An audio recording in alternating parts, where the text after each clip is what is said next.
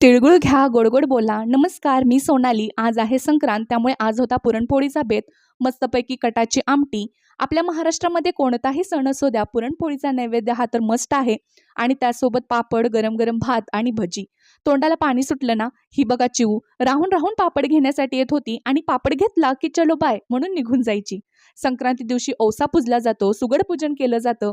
आम्ही सर्वांनी मिळून छान पूजा केली, पुरणपोळीचा नैवेद्य दाखवला. त्यानंतर सायंकाळी चिऊचं होतं बोरनाण.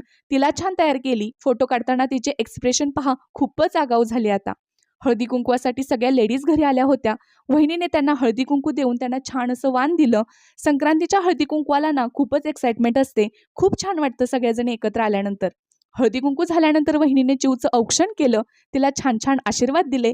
सर्वांनी मिळून चिऊचं बोरनाण केलं.